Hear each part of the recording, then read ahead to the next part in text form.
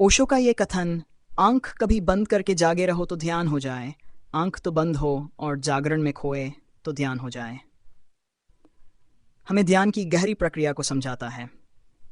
ओशो का ध्यान के बारे में ये विचार हमें दिखाता है कि ध्यान केवल शारीरिक गतिविधि या आंखें बंद करने का नाम नहीं है, बल्कि यह एक आंतरिक अवस्था है जिसमें व्यक्ति जागरूकता के साथ अपने भीतर के शांति के स्थान तक पहुंचता है। नंबर 1, आंखें बंद करना और भीतर की ओर देखना। ध्यान की शुरुआत में ओशो हमें यह सुझाव देते हैं कि हमें बाहरी दुनिया से थोड़ी देर ये दूरी बनानी होगी। इसका पहला कदम है आंखें बंद करना, जिससे बाहरी दृश्य और विचार धीरे धीरे कम होने लगते हैं। इसका अर्थ ये नहीं है कि ये केवल आंखों को शारीरिक रूप से बंद करना है, बल्कि इसका मतलब है कि हम अपनी इंद्रियों और मन को बाहरी चीज़ों से हटाकर भीतर की ओर मोड़ते हैं।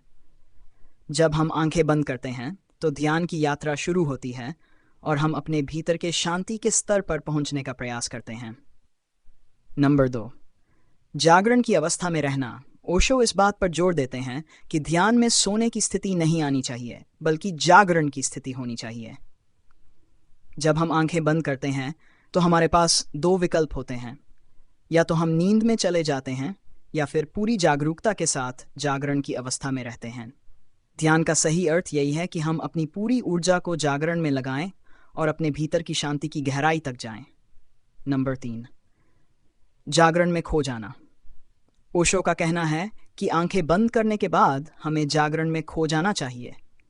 इसका अर्थ यह है कि व्यक्ति को पूरी तरह से स्वयं के अहंकार, विचार और भावनाओं से परे होकर एक गहरे शांति और तटस्थता की अवस्था में होना चाहिए। जब हम जागरण में खो जाते हैं तो हम अपनी पहचान और सीमाओं से परे एक असीम चेतना का अनुभव करने लगते हैं। यही वास्तविक ध्यान की अवस्था होती है। इसमें व्यक्ति अपनी सीमित पहचान से मुक्त होकर एक असीम शांति और आनंद का अनुभव करता है। नंबर 4, ध्यान की प्रक्रिया में चेतना का जागृत होना। ध्यान का ये रूप ओशो की दृष्टि में चेतना को जागृत करने का मार्ग है। जैसे जैसे व्यक्ति ध्यान में गहराई से प्रवेश करता है, उसके भीतर की जागरूकता बढ़ती जाती है। मन के विचार, धारणाएं और पहचान धीरे धीरे शांत हो जाती हैं और चेतना का एक नया स्तर प्रकट होता है। इस स्थिति में व्यक्ति अपने सच्चे स्वरूप को जानता है और अस्तित्व के गहरे आनंद को अनुभव करता है। नंबर 5, ध्यान की अवस्था में अहंकार का लोप। ओशो कहते हैं कि जब हम जागरण में खो जाते हैं तो हमारे भीतर का अहंकार लुप्त हो जाता है।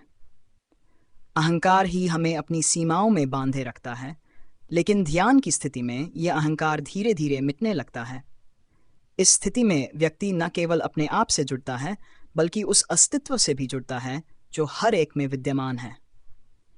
अहंकार के लोप होने से व्यक्ति में प्रेम, करुणा और संतोष की भावनाएं प्रकट होती हैं।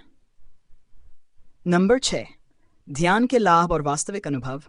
ध्यान की यह अवस्था व्यक्ति को उसकी असली पहचान से परिचित कराती है। जब व्यक्ति आंखें बंद करके जागरूकता में खो जाता है तो वह अपने भीतर के वास्तविक आनंद, शांति और संतोष को अनुभव करता है। यह अवस्था किसी भी बाहरी चीज से नहीं आती, बल्कि यह उसके भीतर पहले से ही मौजूद होती है।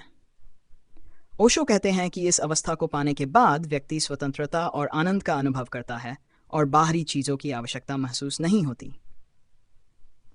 नंबर 7, ओशो का संदेश। ओशो का संदेश है कि ध्यान कोई कठिन क्रिया नहीं है, बल्कि यह हमारे भीतर पहले से मौजूद शांति और आनंद तक पहुंचने का एक साधन है। आंखें बंद करके जागरूकता में खो जाने का अर्थ है अपने भीतर की यात्रा पर जाना और उस आत्मस्वरूप का अनुभव करना जो हर व्यक्ति में मौजूद है। ध्यान से व्यक्ति अपने भीतर के प्रेम, करुणा और शांति को पहचानता है और जीवन को नए दृष्टिकोण से देखता है। ओशो का ये कथन ध्यान की गहरी समझ को दर्शाता है। ध्यान केवल बाहरी दिखावा या शारीरिक क्रिया नहीं है, बल्कि ये हमारे भीतर की यात्रा है। यह हमें हमारी असली पहचान से जोड़ता है और हमें वास्तविक आनंद, शांति और स्वतंत्रता का अनुभव कराता है। जब हम आंखें बंद करके जागरूकता में खो जाते हैं तो हमें अपने सच्चे स्वरूप का एहसास होता है और हम सच्ची जागरूकता की ओर कदम बढ़ाते हैं।